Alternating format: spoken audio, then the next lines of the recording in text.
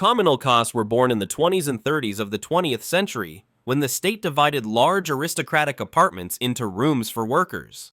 In Leningrad and Moscow, entire tenement houses were converted into communal flats, which changed the structure of the urban fabric and family privacy forever. The idea of the Communalka was that each family received one room, while the remaining spaces, such as the kitchen or corridor, were shared by everyone. In Stalin's times, communalkas were presented as a symbol of egalitarian justice, although in practice they had far more complicated social effects. In practice, communalkas became a source of conflicts, chronic lack of privacy, and poverty that permeated daily family rituals. From the 60s to the 80s, communalkas were a common norm for millions of inhabitants of the great cities of the Soviet Union. Even members of the intelligentsia, professors and artists often lived in communal conditions, sharing a kitchen with unfamiliar neighbors.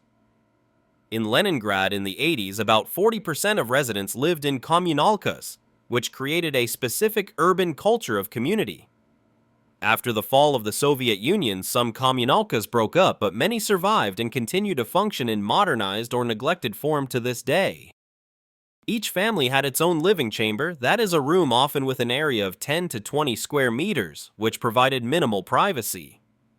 The kitchen was shared. Sometimes one kitchen served 5 to 7 families, which created tensions and logistical problems for daily use.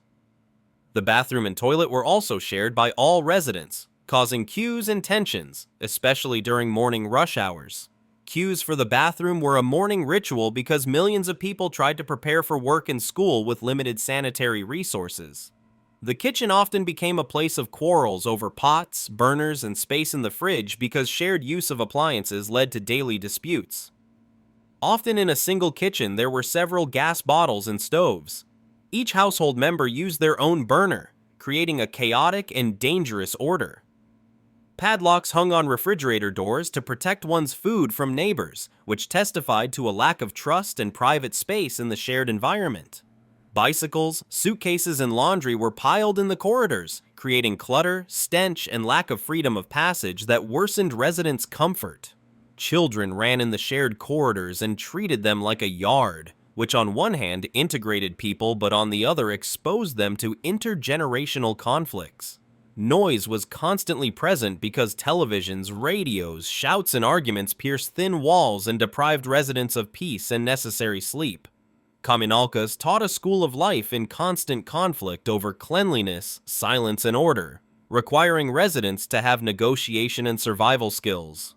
Fights over cleaning the toilet could escalate and turn into brawls because the lack of clear rules intensified frustrations and conflictual relations.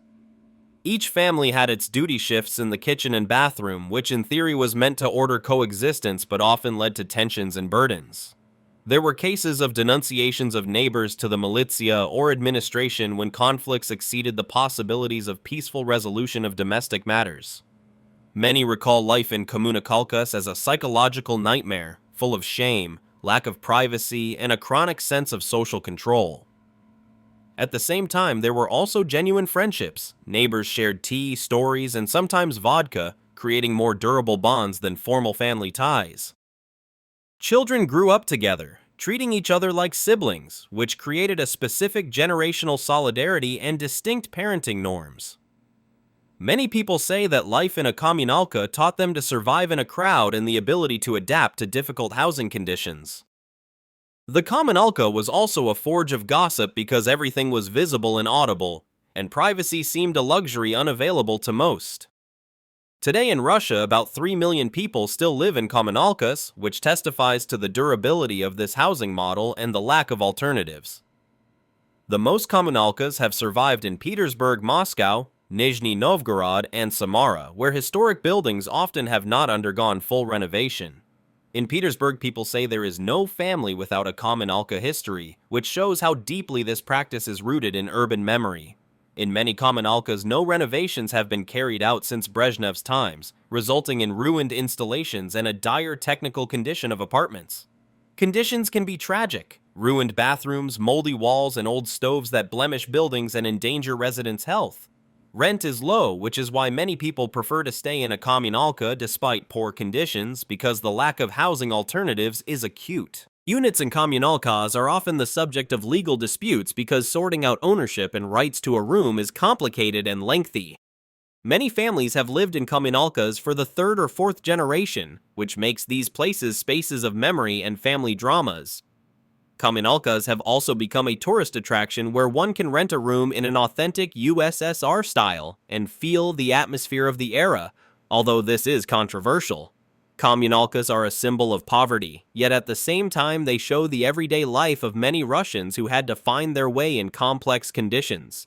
The image of communalkas reveals how the state experimented with collective housing in the name of ideology, often at the expense of residents' individual dignity. For many, life in a communalka was a trauma, as lack of intimacy, constant quarrels, and noise left lasting marks on psyche and interpersonal relations. Memories include thefts of food, disputes over laundry, and fights over the stove, stories passed down from generation to generation as warnings. Women recalled that they spent half their lives in the kitchen because domestic chores, conversations, and quarrels with neighbors about everyday matters were concentrated there. Communalkas raised generations resilient to shortages, but often caused emotional closure and deep distrust of strangers. It is a place where privacy practically did not exist, and the boundaries between personal and communal were constantly crossed and negotiated.